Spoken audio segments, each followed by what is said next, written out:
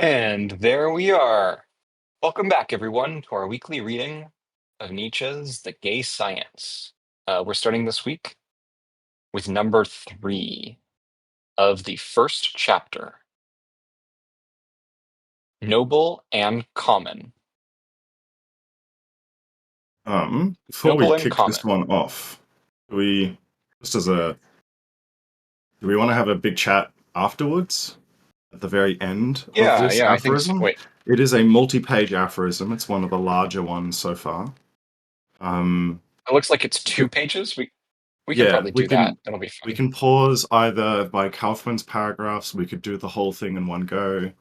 Um, I have seen this taught with like, hey, just some heads up on use of language from the outset.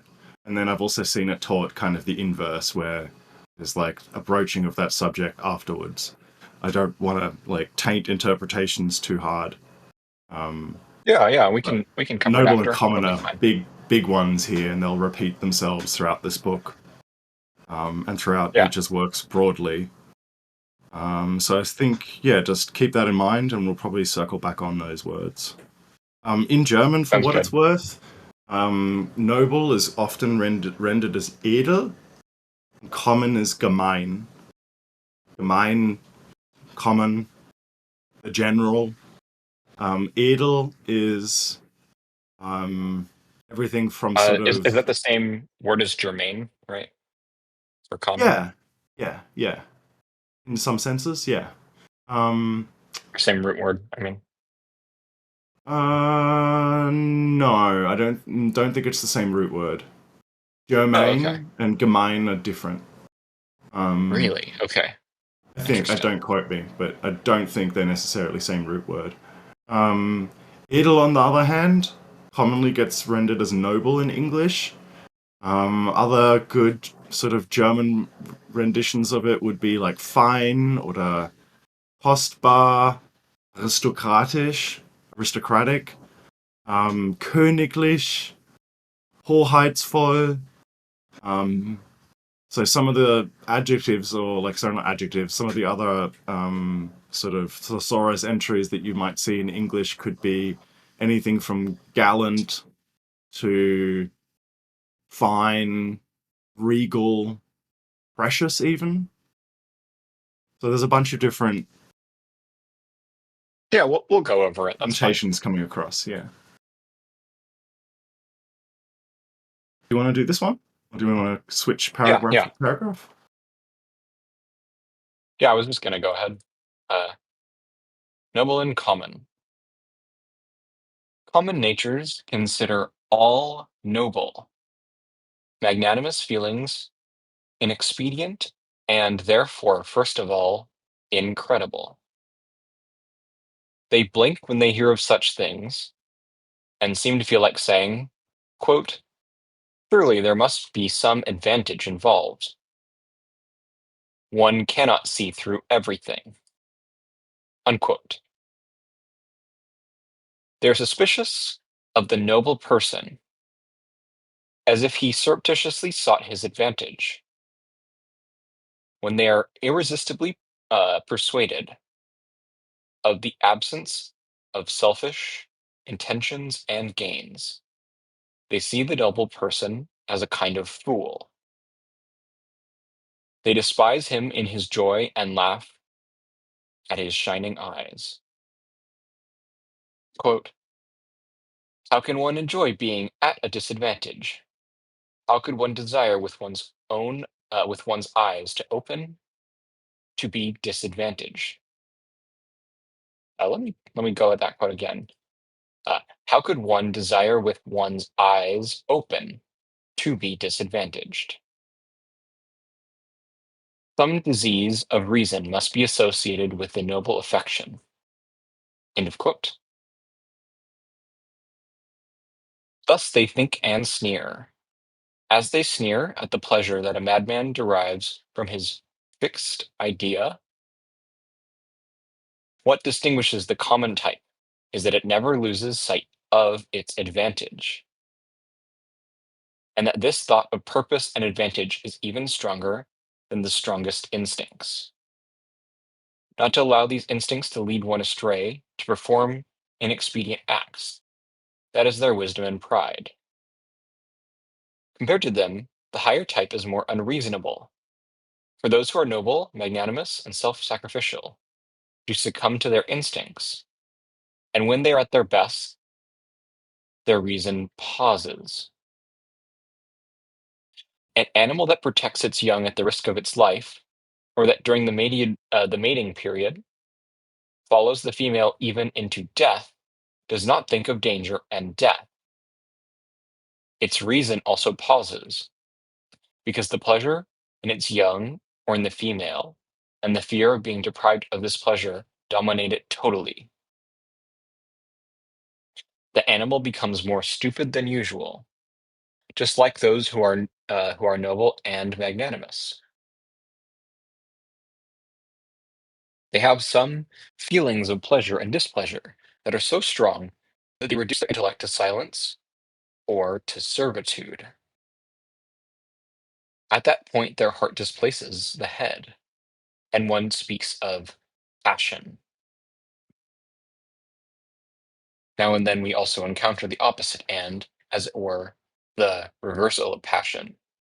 For example, someone once laid his head on Fontel's heart, saying to him, "What you have there, dear sir, is another brain." A little excerpt from something.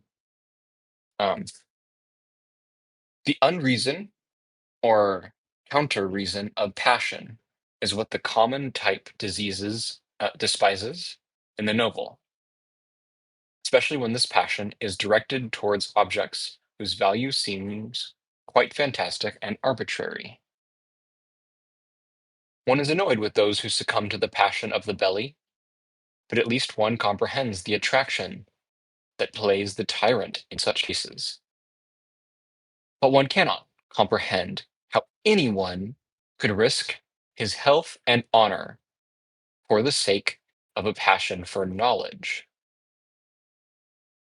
The taste of the higher type is for exceptions, for things that leave most people cold and seem to lack sweetness.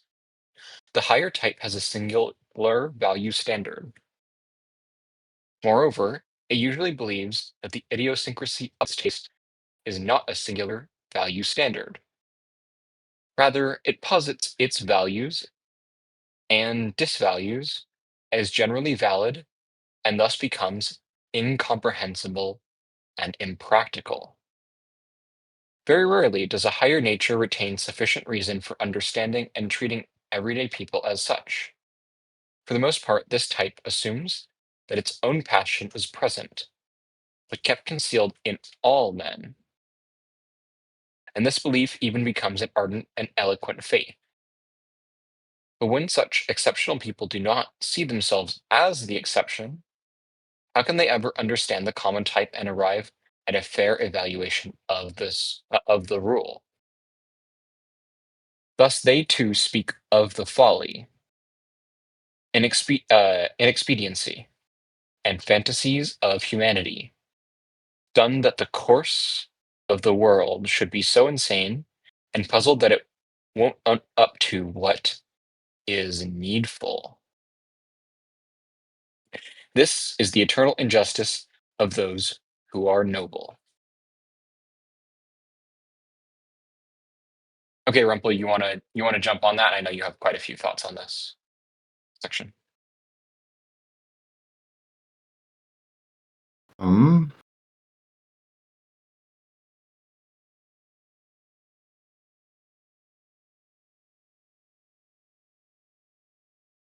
I think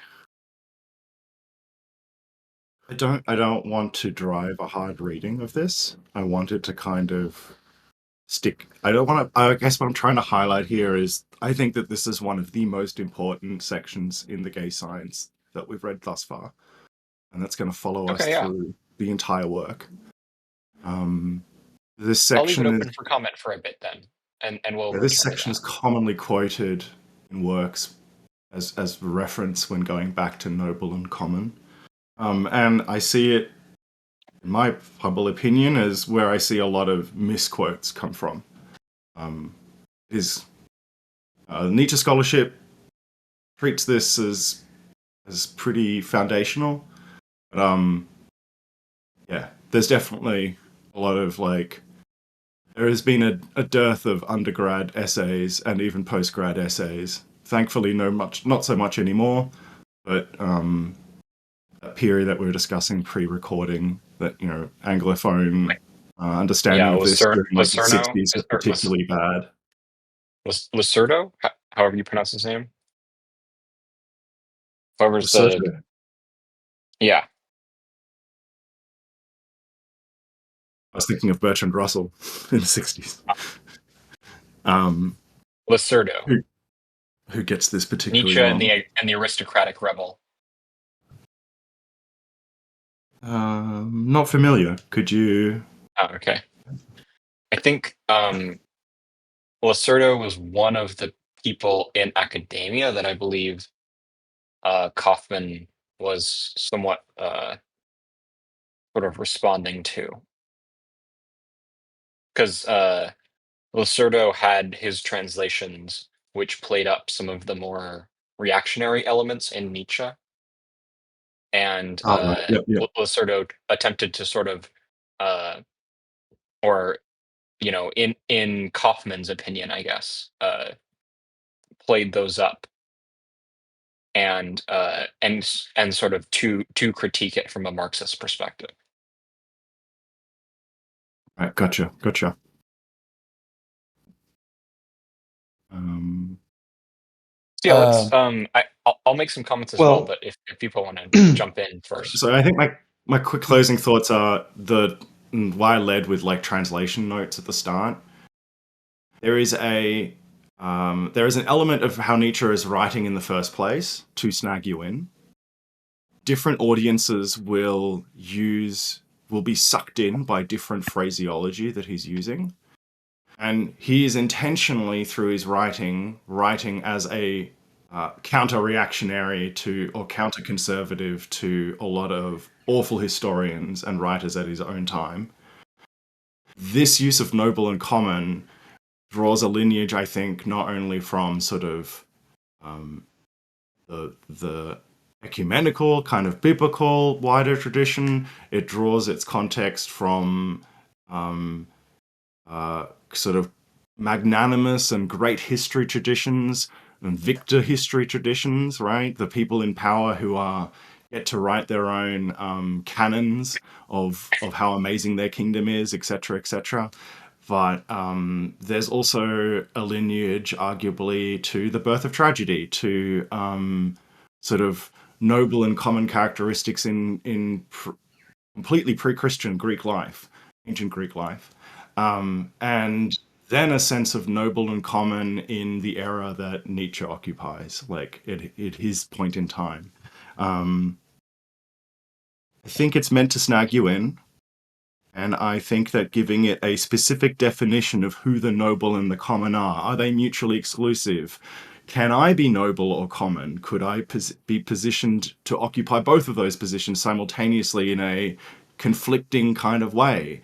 I think are interesting questions to have, but don't try to give them answers now, would be my caution. Or like definitive answers, per se. If that sort of makes sense. Um, Yeah, yeah, fair enough. Different people are going to connect with different elements and sort of produce the meaning in their own way, or produce a meaning in their own way. Uh, Vol'jin had a comment. Whenever I see magnanimous, I think Aristotle's Ethics. Yeah, yeah, I definitely could see that. Would you be able to expand on that at all? Might be helpful. sorry, repeat last. I don't know enough about Aristotle to open it up. It's just whenever I see that word, because that's such a specific usage. I only have a very basic understanding of the ethics, and I've seen people do a lot better stuff than I think my reading is.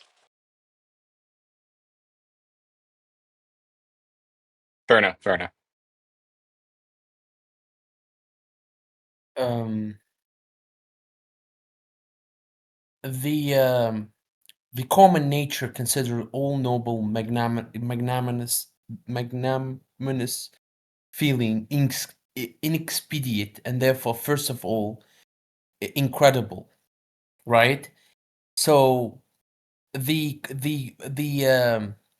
noble and the common, like I think that like they are kind of like operating. They are both of them are force, right? Both of them can be an active force and reactive force, and the common can be an active force and reactive force at the same time, right? And um, what drew my attention to this section is the amount of kind of like when he asks how can one enjoy being at a disadvantage? How could one desire with one's eyes open to be disadvantaged, right? Some disease of reason must be associated with the noble affection. Does they think and sneer at the pleasure that a madman derives from his fixed idea? What distinguish the common type is that it never loses sight of its advantage, and that this thought of purpose and advantage is even stronger than the strongest instinct. Not to allow these instincts to lead one astray to perform an expedient act that their wisdom and pride, right? So my understanding of, based on what you read, right, based on what you read this section, is that it reminded me of David Hume, right? Specifically the bottom section, right, the second section, right? It remind me of like morals excite passions, right? Reason is utterly impotent in this particular, right? So um Yeah. I mean, I think understanding it from. Oh, is my mic not connected? Huh. No, we can hear you. we can hear you very well, but like um I see kind of like the noble consciousness is also a reactive force, right? It's also kind of can be an active force and can be a reactive force. Similar in vice versa, common consciousness. It's not kind of like a dichotomy that is like, oh, the noble consciousness is good consciousness and the common consciousness is bad consciousness, right? Nietzsche never kind of like, say this simplistic like thing, right? So both of them are kind of having advantage, and both of them can be reactionary, and both of them can be an active force, right? Both of them, like the noble can be an active force, but at the same time this active force or the will can be a will to nothingness, a will to reactive force that utilize nothingness. So could you go to the second section, because there's an The important thing second that paragraph. you yeah, the second paragraph, right? So he said the unreason or the counter reason of passion is what the common type designate in the noble, especially when this passion is directed toward objects of whose value seems quite fantastic and could you and yeah, and arbitrary, right? This sentence is very important, right? This sentence is very important. Why it's very important? Because it kind of like um explain the dynamic, right? Um explain the dynamic of like the noble and the common just a little bit, right? Um in terms of its relation to passions, right? Its relation to passions, because um because the noble could be a philosopher, right? Like David Hume, when he laid down in the Treatise of Human Nature, this quote that morals excite passions, right? And reason is utterly impotent in this particular, right? Maybe he Yeah, mentioned I guess Hume about so. that. When I think of noble, at least in relation to Nietzsche, what comes to mind, especially from some of our discussions of Twilight of the Idols, and maybe Afnan can add more to this, is sort of an idea more like cultured, right? It's sort of this, and there's there's associations to things like nobility and even like classical education and other things like that that are associated with it. But it's also more of this kind of internal point of strength for some of the ways that Nietzsche talks about it. Am I talking Yeah. nonsense, or is that? No, I perfectly understand you, right? Like Nietzsche is, how can I say it? A lot of people will shit on me, but Nietzsche is a kind of analyzing the idea also of the noble, right? And how the noble decide the justice, right? In terms of Oh, justice. absolutely, yeah. If there is if there's a idea of Nietzschean justice, right? Because I believe that there's an idea of Nietzschean justice in his philosophy, which implies like that all the notions about like that we attribute to religions about justice, right? These are not the accurate representation, right? Or not the accurate Okay. representation of what we view in the Enlightenment, right? Because if you read Enlightenment, Enlightenment theorist about justice, right? All of it is taken from the Greeks, right?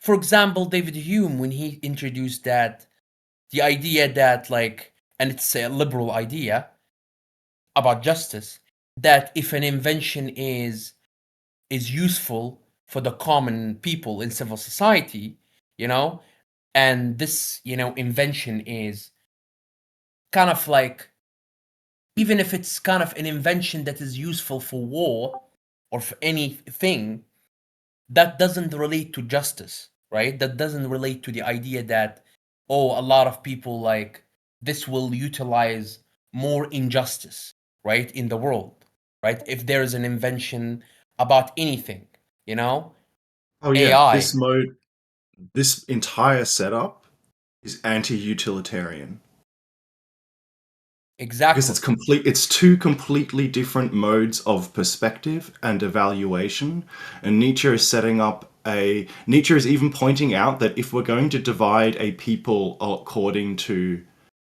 some yardstick, the one that he's beginning to use here, even in the setup of the yardstick he's using, the two sides view each other with an incorrect perspective, but one that makes sense from the perspective that it is being cast from. They are both right in how they observe and look at each other.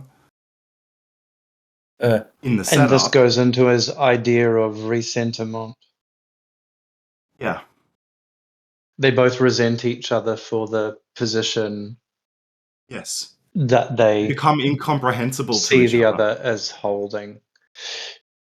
Yeah. I also, for me, a couple of key words is the use of singular in That's a towards good the one. end. Singular value standards.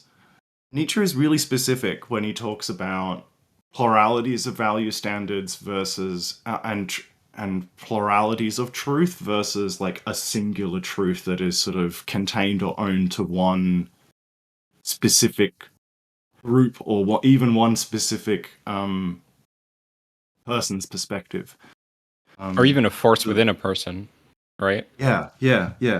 So the bits that I've just in my copy I've highlighted a bit bits that I've highlighted are right at the tail of Kaufman's first paragraph in the opening. So, what distinguishes the common type is that it never loses sight of its advantage, and that this thought of purpose and advantage is even stronger than the strongest instincts.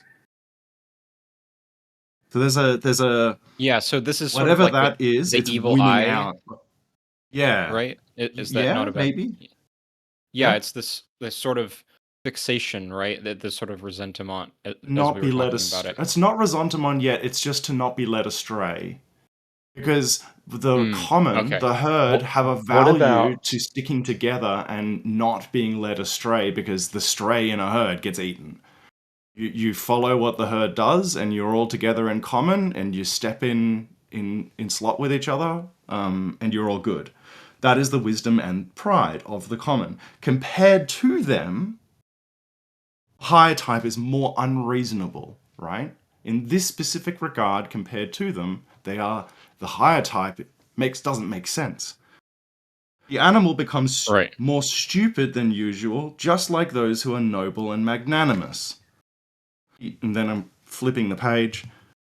This is the last paragraph, the start of it. The unreason or counter-reason of passion is what the common type despises in the noble, especially when this passion is directed towards objects whose value seems quite fantastic and arbitrary. That makes a lot of the herd expects the good to be for the herd and to be shared and equal. Whereas the higher Right. type's fascination with things becomes incomprehensible, especially when it's directed at things that at face value have no value to the herd.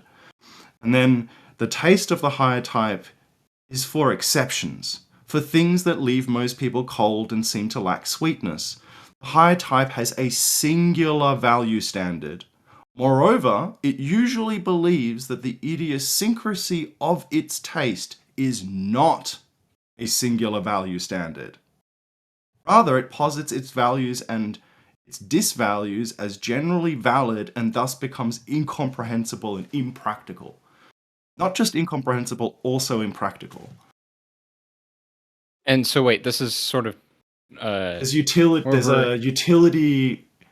I get the vibe that there's a utility judgment, and the common Yes, makes a judgment based on more so on utility of a shared kind of common understandable.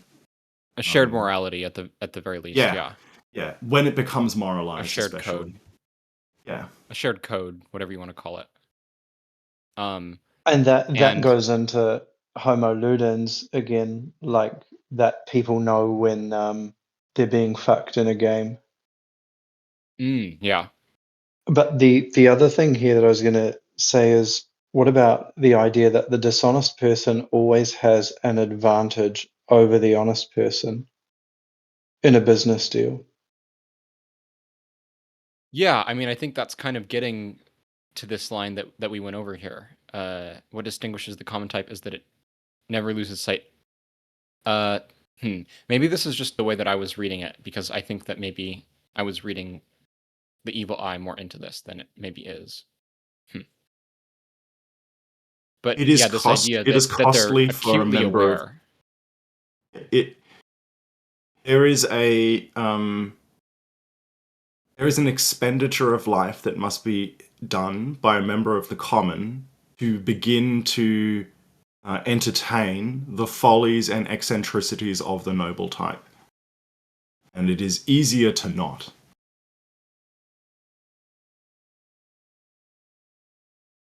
Yeah, there's sort of this what's the right word? Debt or to the group, right?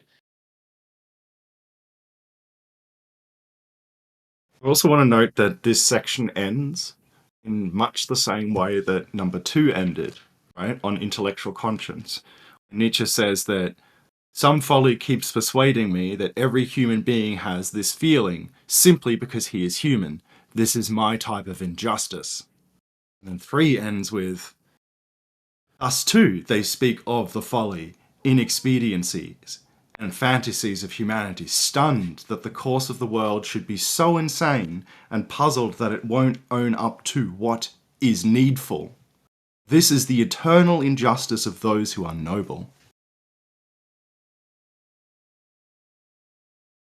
Folly comes up. It's the same setup. Yeah. So the noble is a reactive force. It's an active force that end up to be turned to a reactive force, right? It's kind of like an active It has to force be that has a both. potential. Hmm? It has to be both.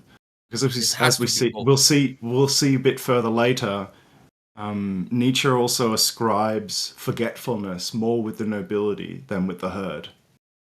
The herd must be able to, as a part of the utility function of being, by definition, the gemein, the general, the common, the lowest common general denominator, can't be the eccentric, the outlier. But for Nietzsche, the outlier must, by virtue of being able to be that outlier, also have both a reactive and a productive kind of capacities, and one of those has to be forgetfulness. Right. That's jumping a fair bit ahead. Yeah. I just wanted to zero again on this section you mentioned because it also ties into my earlier point that it's not about, just the, oh, this person has this taste, as in like a singular tastes. It's the idiosyncrasy of its taste is not a singular value standard. It's not like one person with a code, right? Like sometimes we talk about it that way, right? Like nobility and knights, that kind of setup of talking about like, they have a code above the common man. I think this is going directly against that, saying no, it posits its values and disvalues as generally valid and thus becomes incomprehensible and impractical. It has values that are, competing, mutually contradictory, and this sort of confluence of forces is both incomprehensible to them and to the outside, and it's not practical. It in the sense of like, as we were saying, like utilitarian, right? There's no like singular end through which you're working through a process or a set of codes to reach that singular end. It's individual singularities competing, right? You think I'm Eventually it breaks down and a new kind of system arises. Like the upper classes or aristocracy were always trying to influence and impose their tastes on the people below, and the bourgeoisie would copy the nobility insofar as it was possible until it broke down, and then there was a new set of values and so on, and it just keeps going.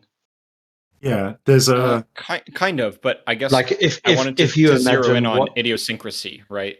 Like what it's Bill with Gates or Peter Thiel feel are good for the common people today are not agreed to be among the common people what they see as good to themselves. Yeah, there's definitely a materialist and pre-materialist reading of this distinction. A materialist reading would of course say, well, things are changeable.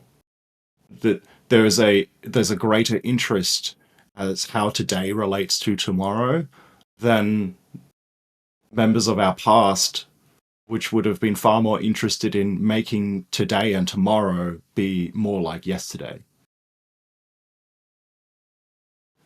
part of the reason and I kind of interrupted that though is because I guess I want to be careful about equating nobleness and nobility with like dominant like wealthy culture, because while there is some of that, he talks about people who are, as we went over last time, people who are in the nobility are not necessarily noble.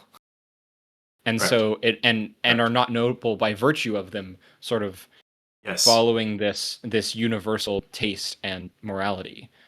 And so There is it's already a this disjunction here between the Oh, but nobility they're as not described in the prior positing a versus this one. universal taste. Yes. There isn't Yes, the a noble- universal noble category with a universal set of identifiable tastes that discern it as being the nobility. 100% agreed. But Yeah. again, the wealthy classes are the ones always driving the production and consumption of art, whatever it happens to be, whatever they perceive as being Yeah, there's certainly members. in good taste in their time.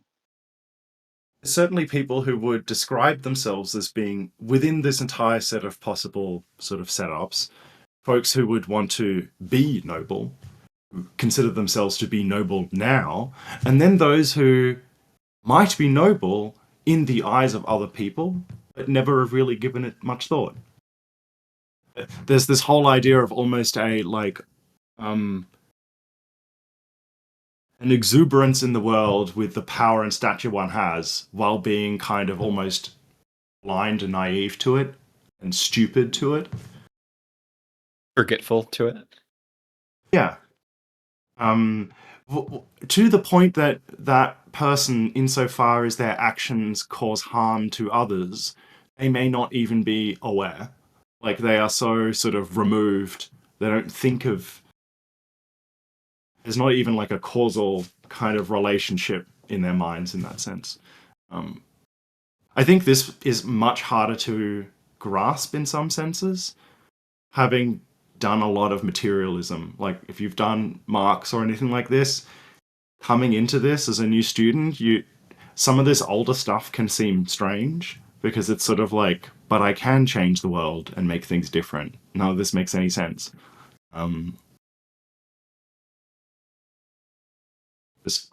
Random blabbering.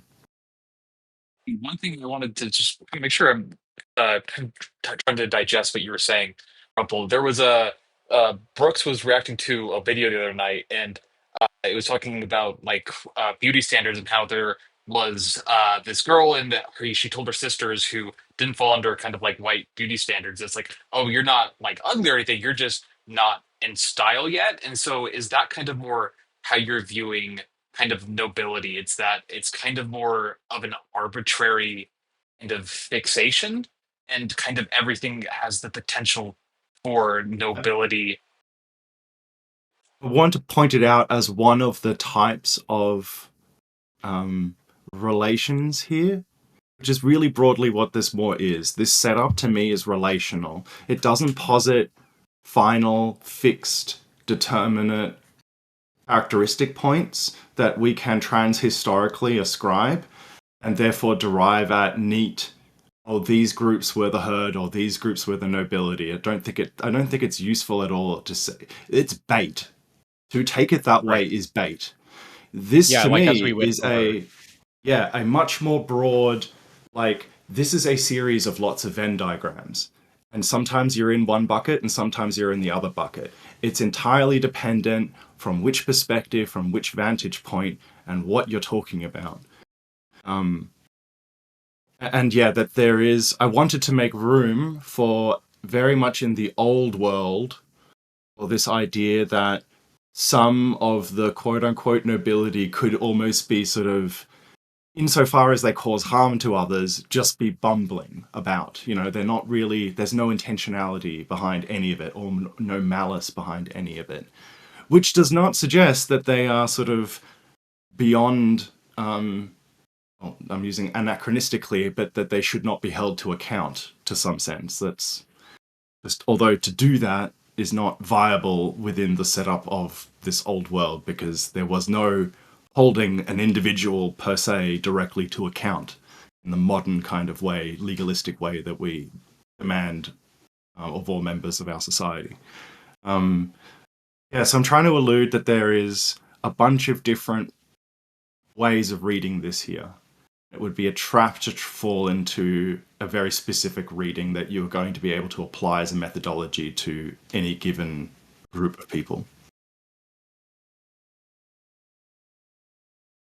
Yeah, I guess some of my comments I was sort of trying to avoid a sort of like a strictly class-based understanding of how he's using noble and common here, because as we've talked, in section 2, he's talking about he's not really just talking about a class distinction.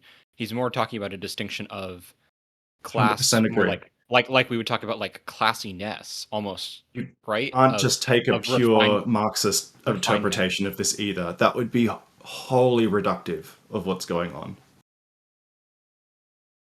Yeah, I think cultured or something along those lines could, easily it's not exactly the same word, right? But understanding how I was just laughing at 92's comment.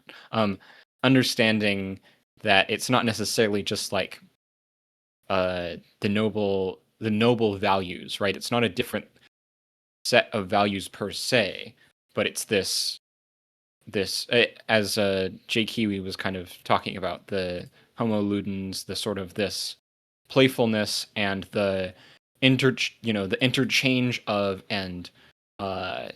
and inconsistency of values, the letting things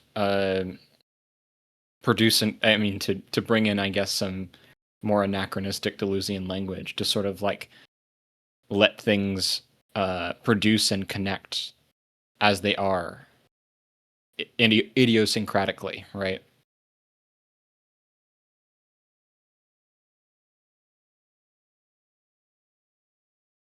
You also have to consider he's writing at a time when there still is a nobility in Germany. Yeah, for sure. And a resurgence of it.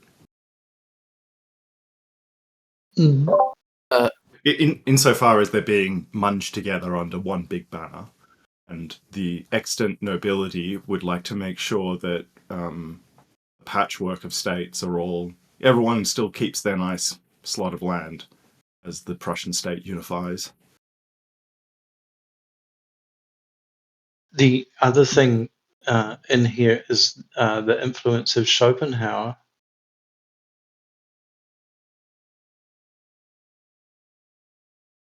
In the kind of biological reading of the animals in self-interest, and that purely to perpetuate themselves.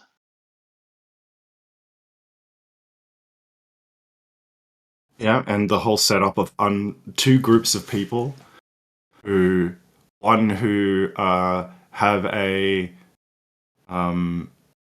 relationship with a series of mobile truths that are more utilitarian in their composition and like dispersal amongst that group, whereas the other group have a series of singular truths that are not singular, but they think are singular, that are far less about being what is needful.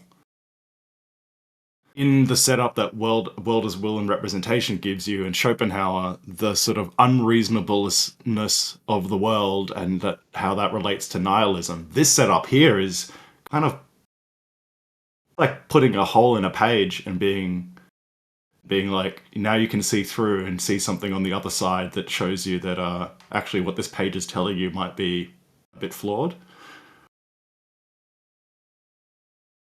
It's a setup. This setup problematizes a lot as world and will and representation, and what Schopenhauer sort of imagines how things come about and how you should then react or do anything about it.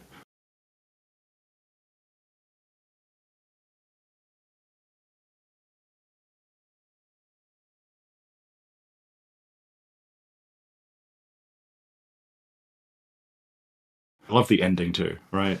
The internal injustice of those who are noble.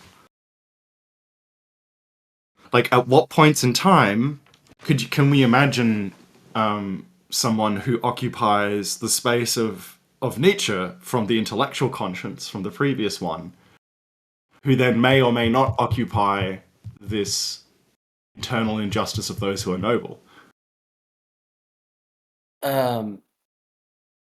The last section is kind of poked my interest, right?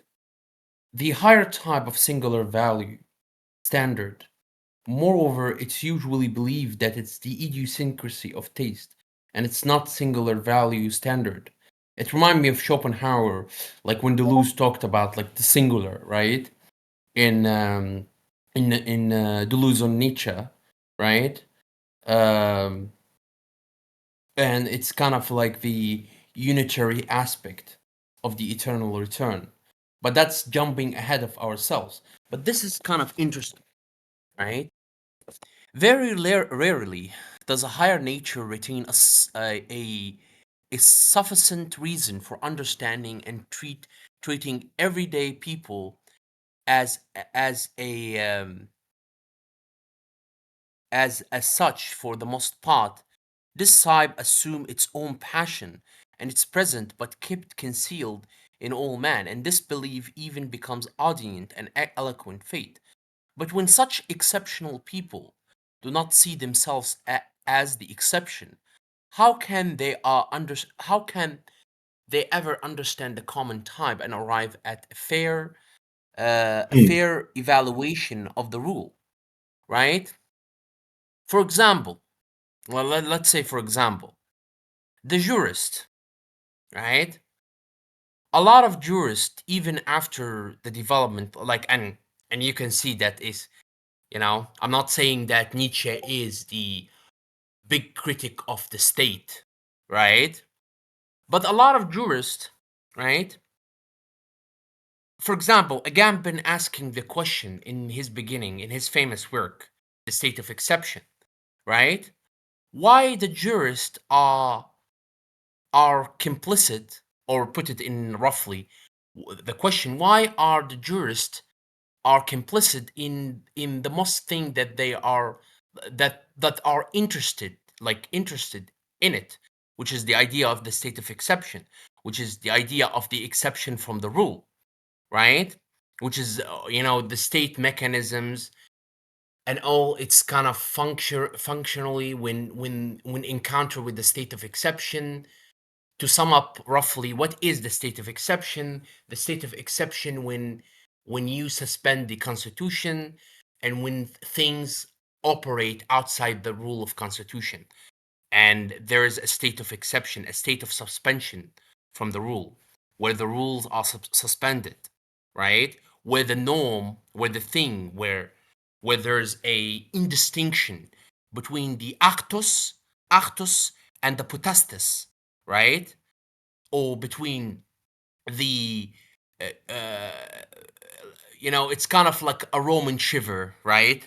A morning feast where there's a chaotic like, it's kind of like the red wedding in Game of Thrones, right? Where you have the red wedding, if you watch Game of Thrones. I don't want to burn the show, but like, we witnessed the red wedding where like the women killing other women, right? Man killing other man. It's like the Roman feast. That's what, like, I represent the state of exception, which is a indistinction between the application of the rule and the norm of the rule, right? There is a process of indistinction, right? So thus they too speaks of folly, right? The jurist, the judges, right? The jurist in juridical order, they speak of the folly, but inexpediency and fantasies of humanity. You find the jurist or the criminologist talking about the fantasy and the folly of human beings. Thomas Hobbes. Stand that the course of the world should be so insane and puzzled that it wouldn't own up to what is needful. This is the eternal injustice of those who are noble. Those who are noble Immanuel Kant, Thomas Hobbes, figures of the of the Enlightenment, right? You know, they are noble. They're, for example, Thomas Hobbes, right, want to prevent the English Civil War from happening. That's a noble thing, right? If you kind of like any political philosopher who want to prevent a civil war, that's a noble thing. But the problem is that this noble thing turned to be a reintroduction to, or retransformation of what it become, what we know is the state, right? And the state of exception, materially speaking, right? And historically, right? And genealogically, right? So that's what Nietzsche talking about. Kant, I'm not right? For sure that example, I'm trying to think if those people would be noble within this setup. Because a noble There are cause, certainly or members of the aristocracy, or the upper yeah, classes, at least. Kant was member of upper classes. Hobbes was, a servant, part of a servant of a family, of aristocratic family. Possibly even Historically a speaking, surgeon, wasn't he? no, I but think I, I I don't think know. I think maybe oh, what's his name? My brain's failing me. But life, liberty, property. Understanding like the universal. It sort of comes from some similar ideas of like the soul and stuff like that. This is what comes to mind when I think of exceptional people do not see themselves as the exception, right? They're seeing in themselves the same rules and the same systems and functioning and everything as everyone else, right? They're reading Shared that from everyone humanity. else. Yeah, but within a How specific could like how could you shared how could you capacities. apply how could you apply Marx's idea that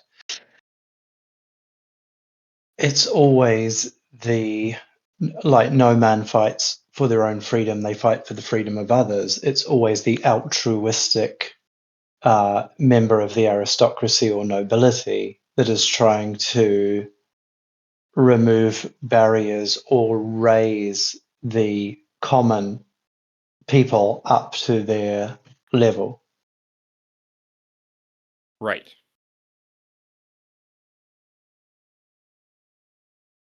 And I think this is But interesting too obviously, that because is just an arbitrary assumed, that they assume that their standards and their values are the correct ones.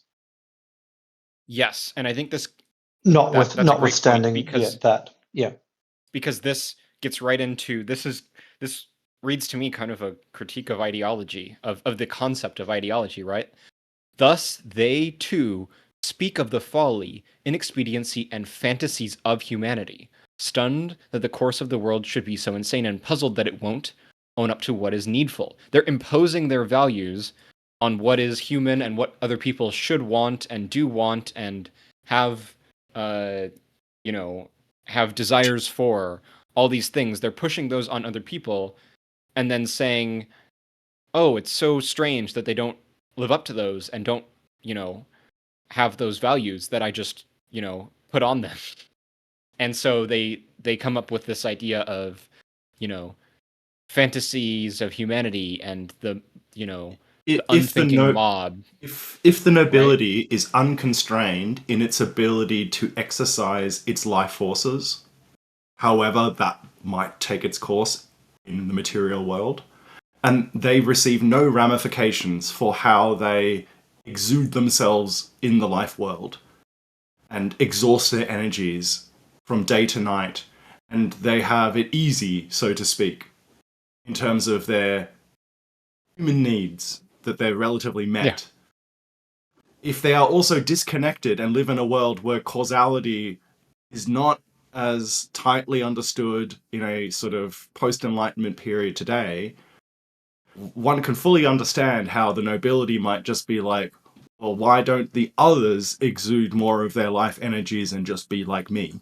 That is Okay, a yeah, this is perspective, Kant. I mean, it's right? a lot of people, but yeah, I see what Marcellus is saying now. This is like a a Kant type character where it's like they come up with then these are the these are the duties that everyone must have and have in all cases. No one's ever been in a compromising life situation. I was coddled all my life and have my servants tuck me into bed, right? And this makes okay. This is clicking a lot for me now. I can see where Marcellus was going with the introduction of like Kant. I want to I say think that this this is a idea. fantastic argument for the jury system, a jury of your peers, to decide whether someone has done something wrong, and not simply a panel of 3 judges, as in the Netherlands or in continental Europe. Oh yeah, absolutely. There's a lot of anarchist and other theories on this, but the idea of replacing the sort of transcendent law with the at least possibility of the state of exception, the understanding of the particulars, the creation of new legal theory even in the course of a case, very important for uh, idea for many liberatory thinkers, that this idea of instead of having the transcendent law to have the particulars and build something new. It's a new case, it's its own thing. Exactly. We read Exactly. part of a piece on Deleuze and jurisprudence with Noah that was quite good, that talked about the law without organs. Got at some of these ideas. Maybe after we finish the gay science, like we should like read Deleuze and the jurisprudence. But like totally yours. I won't be Like, leading a group like that, but if Noah's talked about wanting to do that, so it might happen. I'll let you know if it does, and Are I we can bug Noah feeling about it. About moving to number 4, or do we want to continue discussing this one a bit more? No, I really like how that discussion wrapped up. Unless there's any more comments or questions, if there's things that are not clicking for I'd people. just say I was going the other way with the legal thing, in that's purely a continental thing and antithetical entirely to the common law. Gotcha. Yep. The law that you live under. It certainly isn't. I think, yeah, JQ, you could make And there's in a strong fact, argument here against it's very all by dangerous. philosophers. All laws are what is it? All laws are universal in their abstraction, but particular in their application.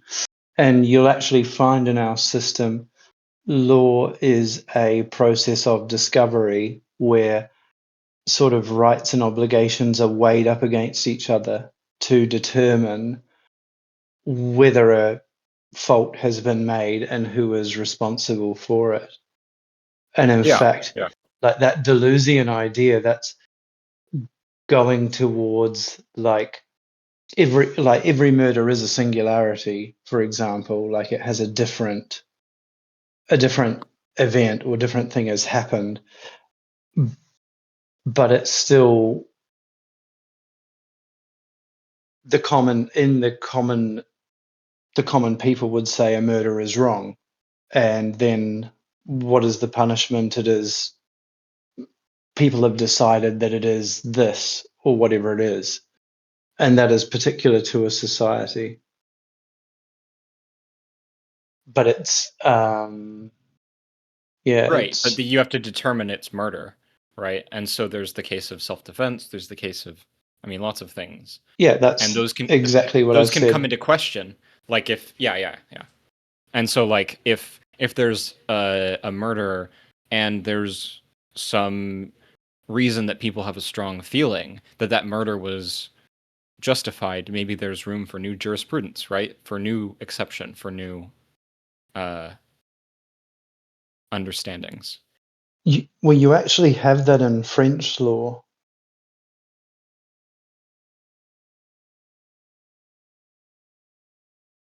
Like crimes of passion and things, which we don't have under the common law. Ooh, okay. Would be an example for you. You can be. I don't know much you about that, can- but that's interesting. Well, for example, if you found your partner in bed with someone else and you murdered that someone else in a fit of rage, under French law, I think, well, obviously you were not in your right mind when you committed that murder, so it's called a crime of passion. So then a different set of rules would apply. That's very interesting. Is marital rape illegal in France now, finally? Or is that still a thing? Seems like Couldn't a tell related you. question to this whole crime of passion thing. Ugh. Right, gendered murder rates, you know. Sorry, Yeah, I'm thing. an average. What is it? Average Chad common law enjoyer.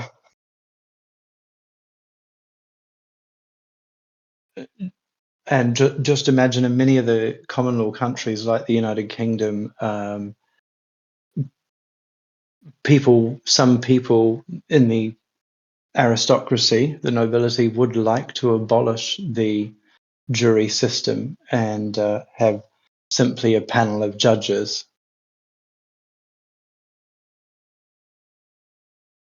And remember, they're not actually really determining whether you're guilty, they're just deciding how long your sentence is going to be.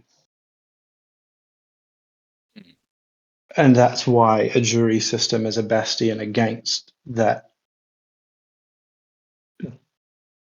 system.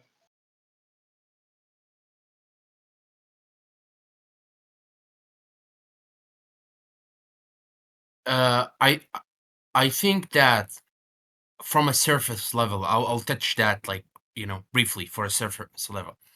I think that what Nietzsche and Agamben, right, hinting at is that like after all, would all this advancement of political theory, right, and new modes of kind of thinking of political thought, right, the jurist in his eloquence and his ardent faith and his kind of exceptional, like in his kind of like thing, right, still kind of speak of folly, right, and expediency and fantasy for humanity. Would the intersection between psychology and political thought and economics and political economy, right, the jurist still kind of lacking behind, right?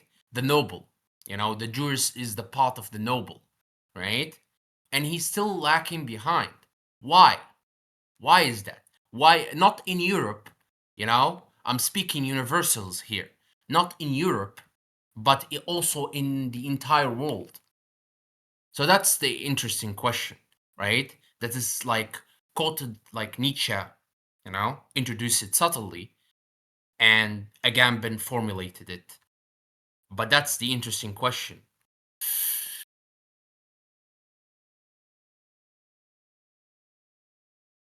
With that, I think we should probably get back on track to this section 4, unless someone had Do a read of quick it? comment. Sure. Do you want me to go ahead, or I'm fine with reading it, or you can. Either one's good. Let me do it. I haven't done a section for a while. I'm back on the ostensibly the good micro. If I do cut, let me know.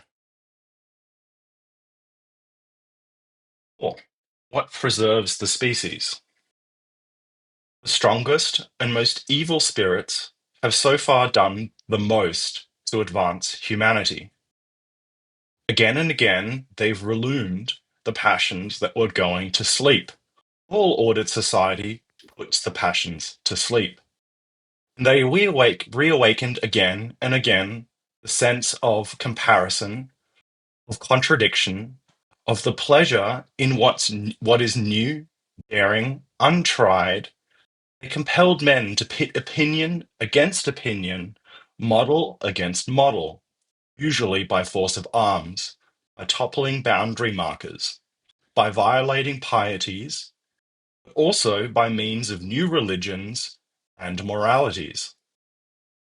In every teacher and preacher of what is new, we encounter the same wickedness.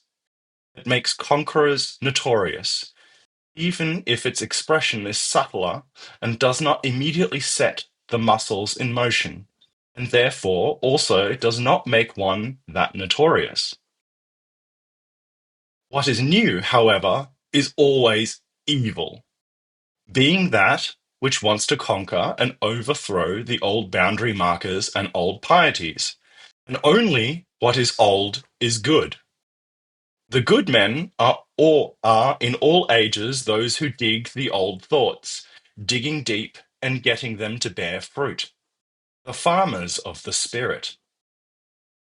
But eventually all land is exploited, and the plowshare of evil must come again and again. Nowadays, there is a profoundly erroneous moral decline that is celebrated, especially in England. This holds that judgments of good and evil sum up experience of what is expedient and inexpedient. Those were all in quote marks. One holds that what is called good preserves the species, while what is called evil harms the species.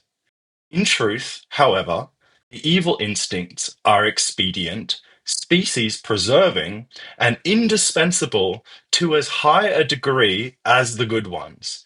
Their function is merely different. That's a fantastic thing. That's it. If August, like, you highlight this, nowadays there is profoundly, until this kind of this is the most important section, right? Because it sum up all what we read from the Twilight of the Idol, from Human All to Human. You read Human All to Human, right? Especially the moral sentiment, right? The first section on moral sentiment, and after that the second section, which is the religious, kind of the religious values, I think. Second section, which sum up all what Nietzsche talking about in Human All to Human, which this kind of section, right? Yeah, evil has different function. As a weapon designer, I expect my civil society to protect my civil society from the United States or from any Western country, right? But as a weapon designer, right, I want to Mhm. create a materialist weapon to kind of protect my fellow citizenship, or protect or defend my um kind of or weapon engineer, if like LJ, you kind of fixating on semiology. Weapon engineer, what you call in English a guy who create new weapons in military, what you call a weapon designer? A weapon designer, I guess. I don't know, I think all those but words would work, yeah. yeah, okay. I expect my civil society, even like people will call me evil, right? Even if people call me evil, right, or other, people, Europeans, or I don't know, pick any civil polity or civil society, call me the evil guy, right? I did that for the benefit of my civil society, right? I did that for my benefit, like I created evil weapon. Should we call Schopenhauer an evil man for creating a nuclear bomb? Should we call him an evil man? Right? Schopenhauer, who created the nuclear bomb. You mean Oppenheimer? Yeah. Oppenheimer. Oh, fuck. That was Sorry, a that's fantastic. I was a little confused for a moment. That was the most fantastic Freudian slip there. yeah, Yes. but I'm saying the truth. Basically, I'm saying the truth, right? That's mean, but like Oppenheimer, Schopenhauer like, did drop bombs, right? Yeah, sorry. Sorry, that's cringe. That's cringe, but funny at the same time. But Oppenheimer, right, created a nuclear weapon, right? And he want to protect, I don't know, maybe he's an evil, he's not an evil, by the way, or evil in your perspective, right? Maybe, I don't know, right? But he created a weapon out of the will to knowledge, right? Which is sometimes it would be a reactive force. But to sum up all what I said, right? Yeah, yeah. Evil is sometimes it has different function. It could self-preserve the species, right? Um, it could kind Yeah, of like stave against yeah, stagnation and yeah, yeah. Like yeah. For example, if I'm creating a weapon that stop B2 bombs from bombing my city, Americans like have a nuclear capability where they have airplanes that could hit your target whatever they like, right? I will create a weapon that you know that kill these pilots, right? Kill these pilots, or weapon that allow for these pilots these jet to be dysfunctional by signals or by anything, by any invention. I'm using hyperbolic example, but you kill a pilot, right? I'm an American pilot, an American soldier who maybe has a family or has something, but I did it for the protection of my family also and protection of my civil community, right? So yeah, that's the point, I guess. Uh, I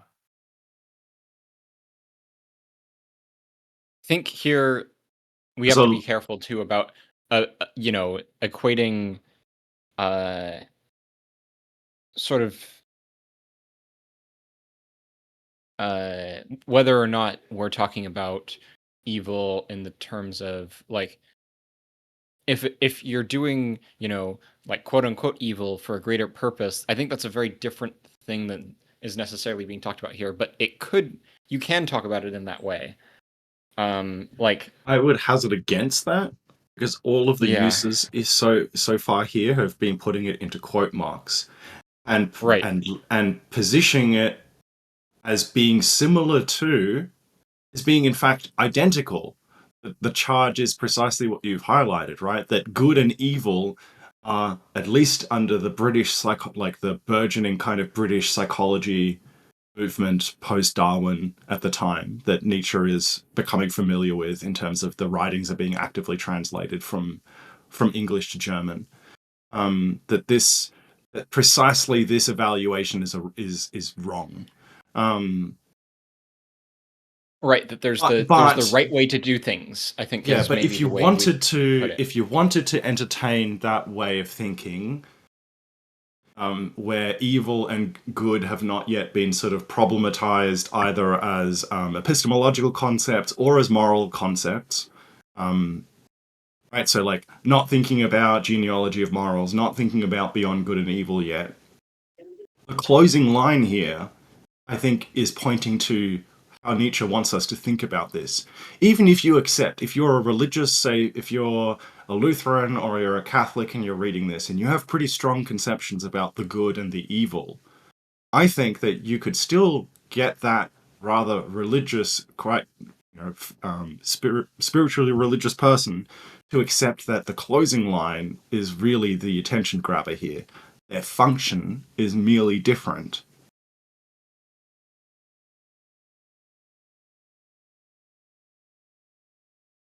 Yeah, Their I mean, indispensability, if we're going to make a judgment as to what preserves the human species, good and bad, all the horrifying slaughter that comes along with it. well, we're talking about good and evil, not good and bad right now, right? Oh well, no. With that, I still say it holds up. Okay, yeah. Sorry, go ahead.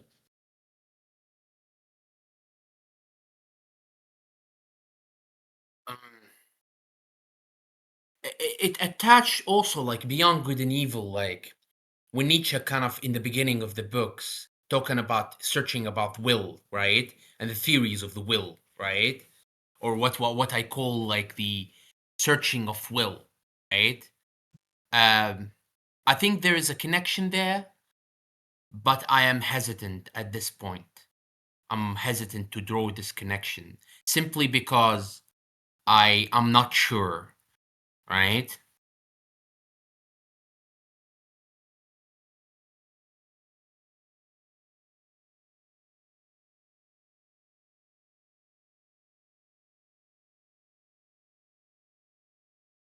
Yeah, I think we have to be. I think what Rumpel was talking about when he was talking about sort of these Catholic religious values, because we're talking about here, what is old is good, right? It's this notion of sort of I think it kind of brings me back to some of the comments, JQE, you had on like Homo Ludens and sort of this idea of playing with things that are, as we were saying, not expedient, right? Things that are not the way things are done, like quote unquote, like the right way to do things, right? People who are doing things differently that's not in line with like the way things are done in a moralistic sense of like, this is the right way to do things. This is the way we do things, right? This didn't this set the grounds for anti-realism in metaethics? Am I correct in saying that? Sorry, you're a little quiet. Oh shit! Hold on a second. So didn't this set the grounds for anti-realism in metaethics? If I'm correct, I would like this obviously isn't the base, but this is like at least one drop in the bucket. Nietzsche influenced a lot of people, and a lot of anti-realist thought comes from this idea, or yeah, this idea exactly. At least in in metaethics, right? Yeah, I think that's Just look probably a at fair characterization. There were earlier. Yeah, I think that's probably fair. Yeah, at least in a modern context. Yeah. yeah. Could be that.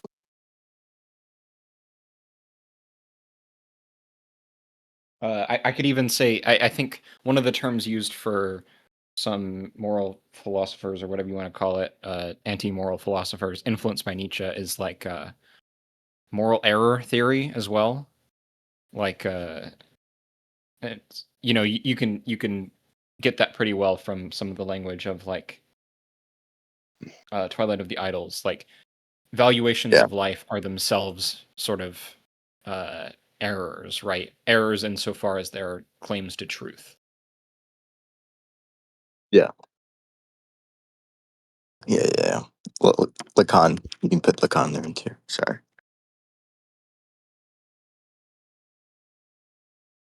Yeah, Lacan said the path to truth is error, right? It in touches in the real. his yeah in his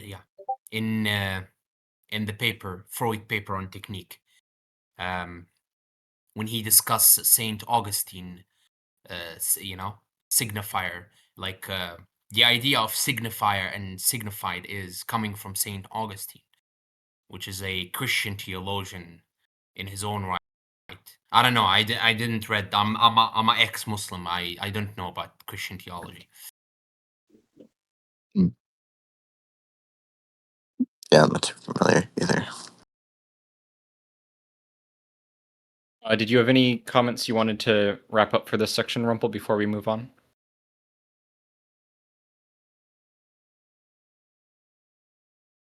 I was going to say no. really quick Oh yeah, go ahead. that you've got like Bacon, not what's his name, Francis Bacon, and I do this terrible thing where I always fucking say Kevin Bacon when I'm talking about the That's fine. painter or the.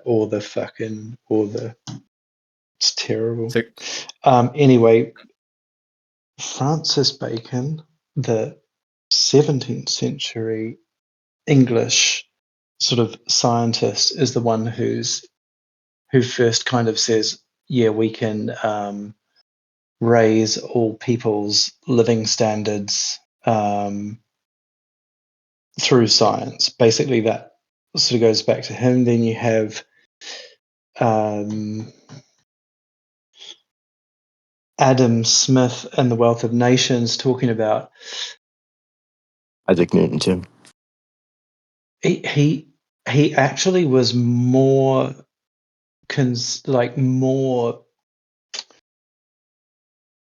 pleased with or proud of his writings, like his sort of moral writings, than of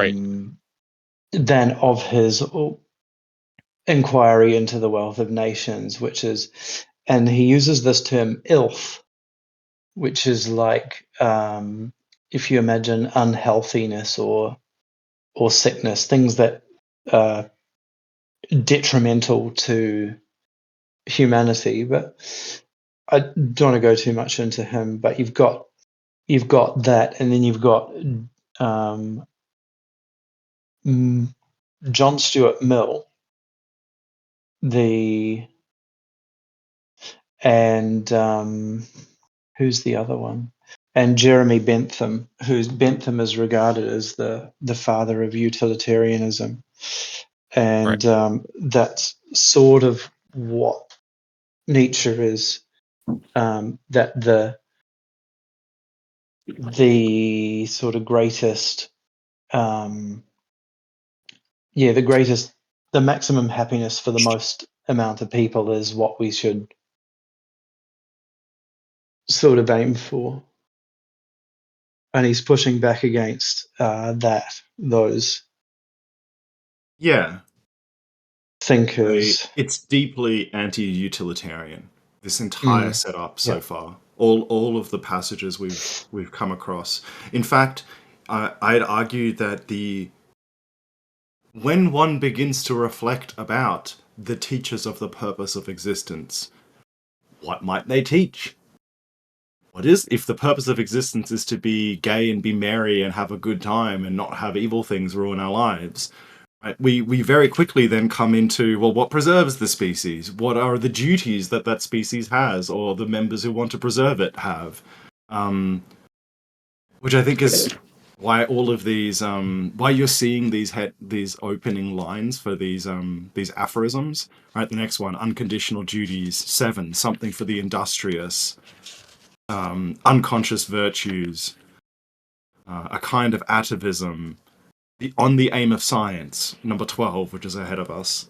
So these are all that, if one begins to think like a utilitarian, one as a trap begins to make false judgments about each of these things that Nietzsche puts before us in the coming sections.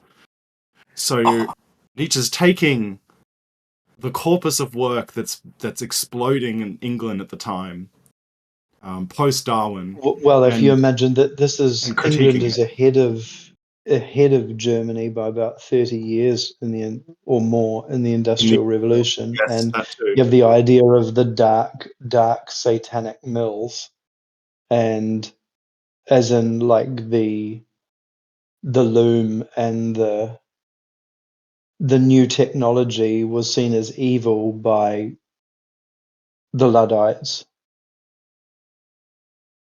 who attacked it, but it overturned the old. And I don't think that's anti-utilitarian.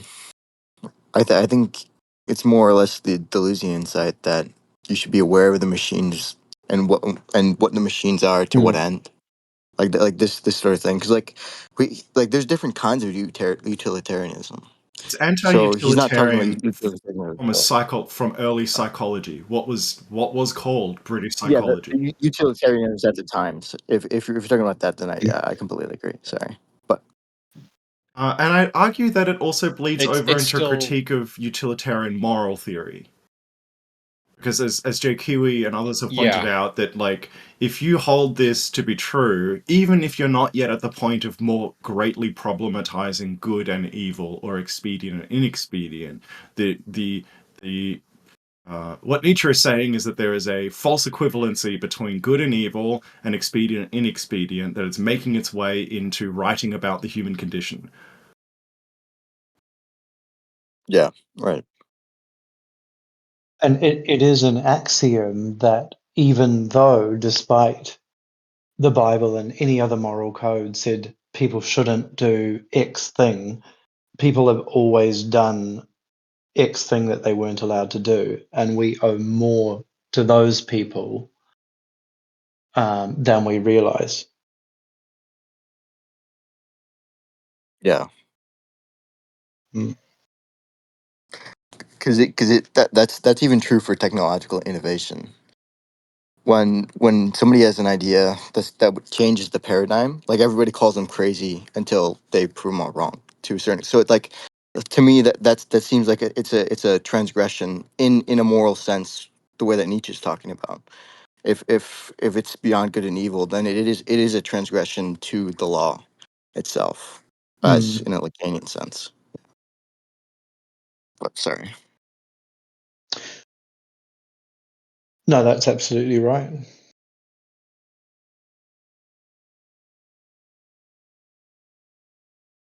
Do unconditional duties as our final one for today. August? Great, yeah. Sounds good. Great discussion today. Number 5, unconditional duties. All those who feel they need the strongest words and sounds, the most eloquent gestures and postures, in order to be effective at all, such as revolutionary politicians, socialists, preachers of repentance, with or without Christianity, all of whom cannot tolerate semi-successes, talk of duties, and actually always of duties that are supposed to be unconditional. Without that, they would lack the justification for their great pathos. And they understand this very well. Thus, they reach for moral philosophies that preach some categorical imperative, or they ingest a goodly piece of religion, as Mazzini did, for example. Because they desire the unconditional confidence of others, they need first of all to develop unconditional self-confidence on the basis of some ultimate and indisputable commandment that is inherently sublime. And they want to feel like and be accepted as its servants and instruments. Here we have the most natural and unusually very influential opponents of moral enlightenment and skepticism. But they are rare.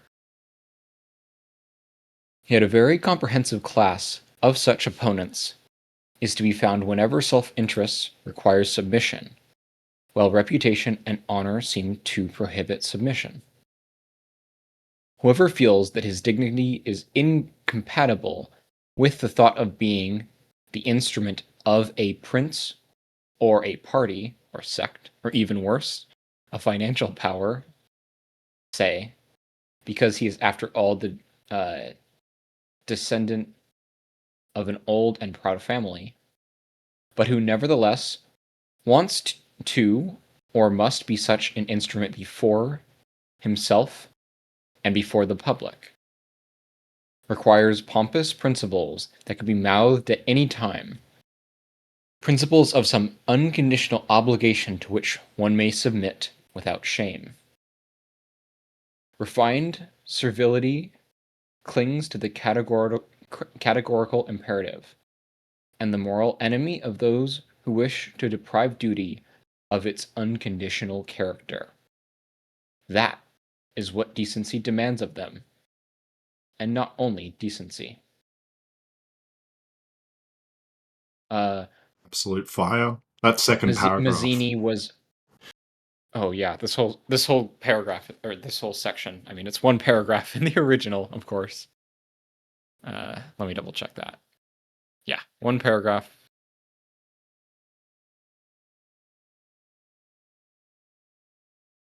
Anyway, great section.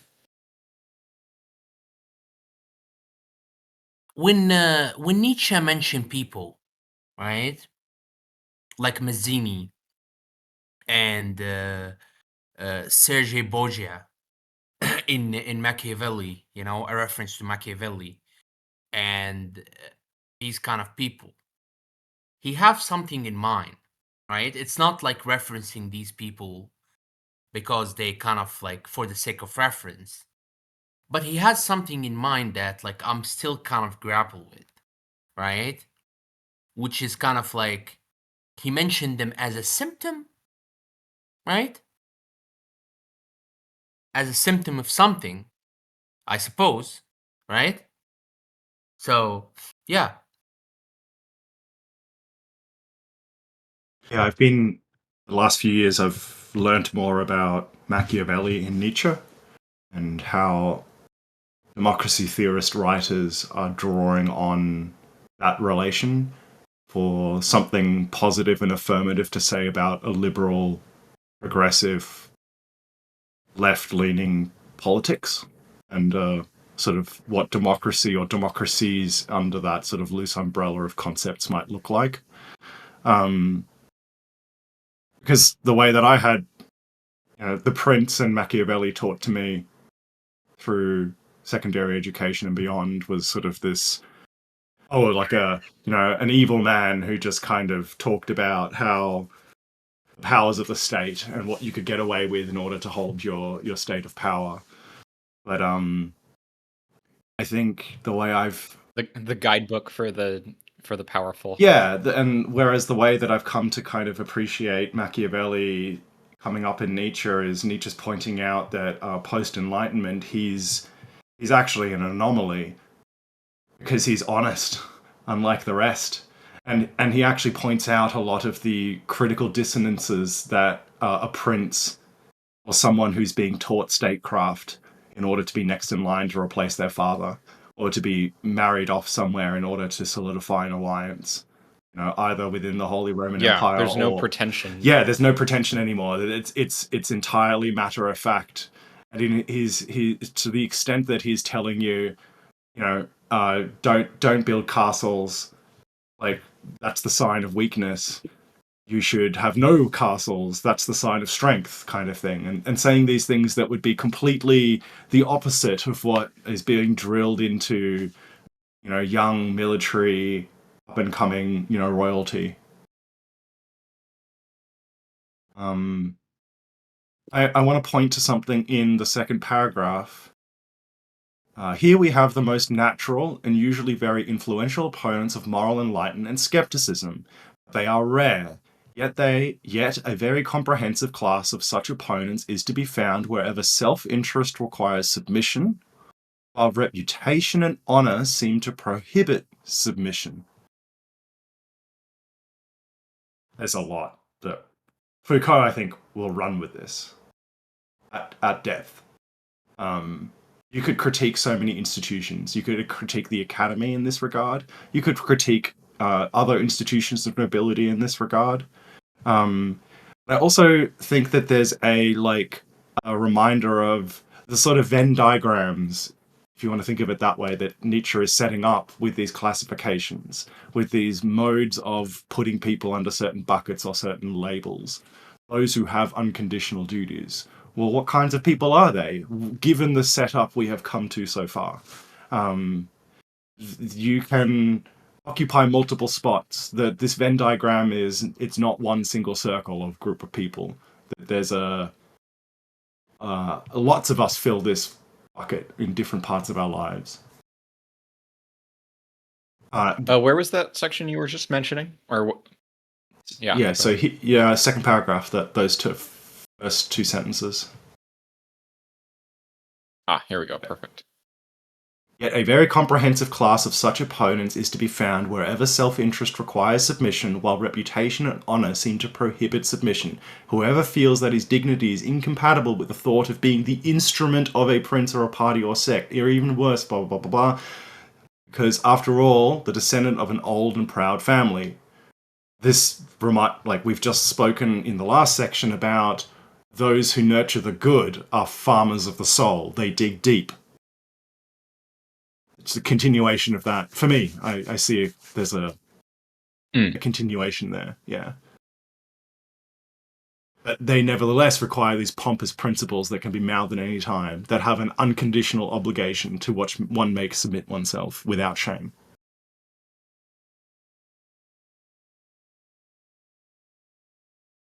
Yeah, I guess, and Um, especially the way that I'm reading it is he's very, very critical of these, right?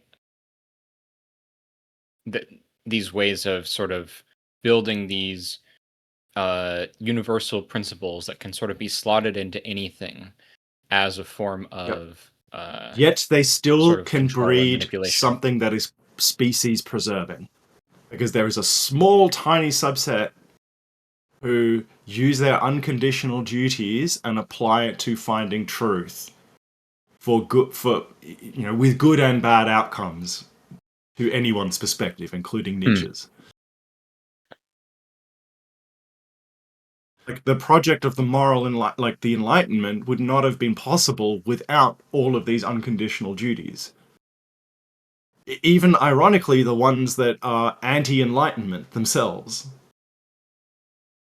I would almost put it the opposite way, though, that the unconditional duties are sort of what were produced by sort of the milieu of the Enlightenment, right? The sort of I think they Kant's furthered and categorical and these. intensified them. Unconditional duties, I think Nietzsche would hold, are required by civilization.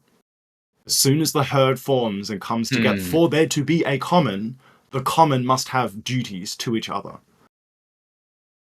Okay.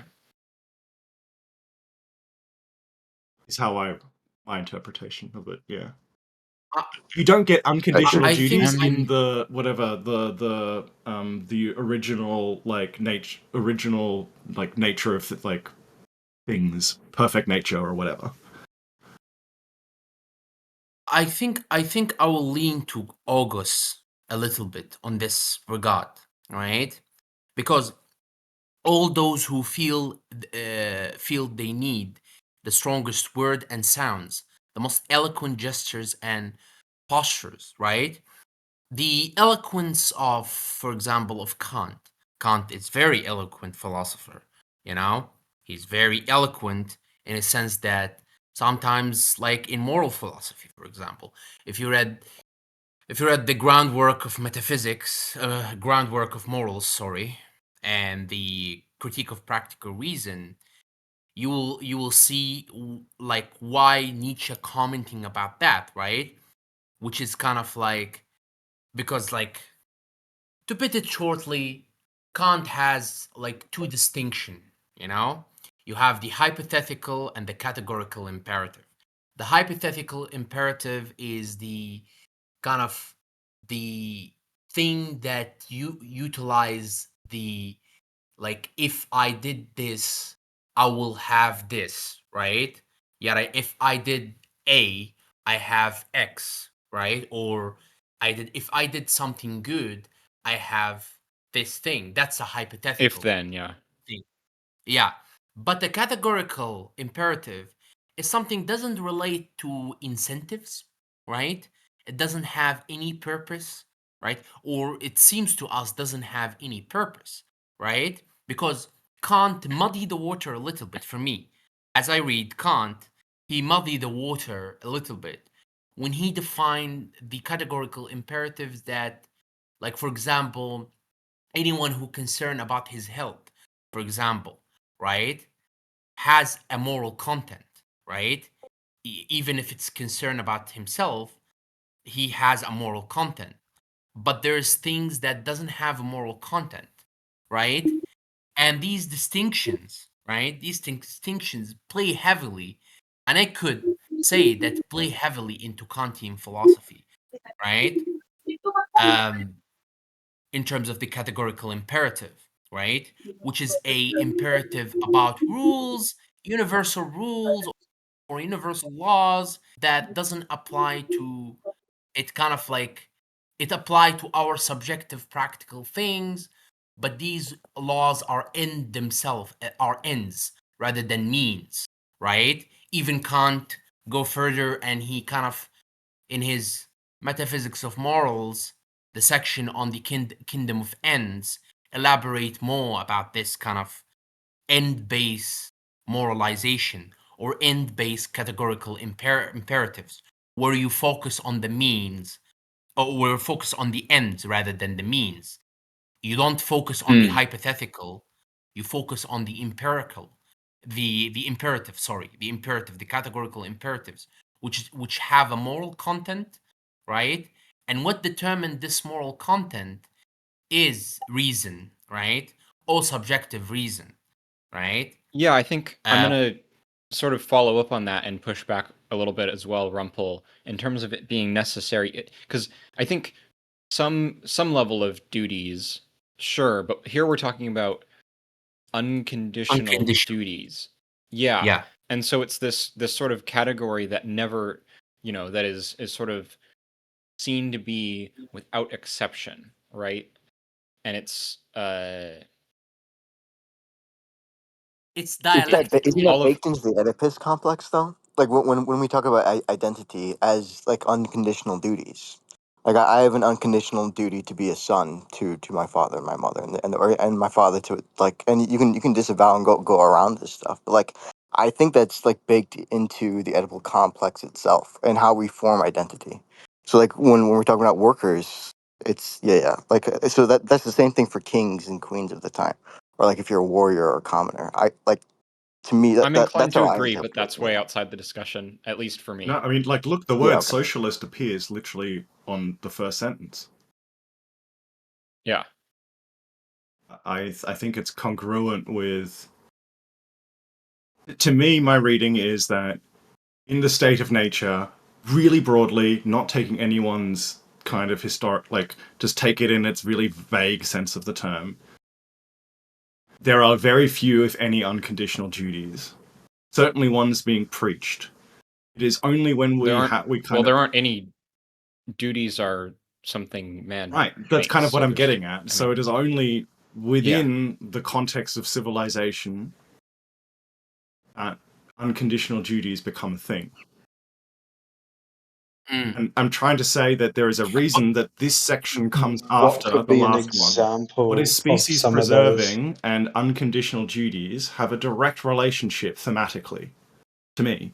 There's a reason that Nietzsche puts these two one after the other. I Maybe. think that's Maybe. the correct Yeah. reading of Aside what Yeah. from Nietzsche said. duty, Oh, aside sorry. from the duty of, like, say, parents to raising a child, what could be an example of some of those duties? The very few duties. Yeah.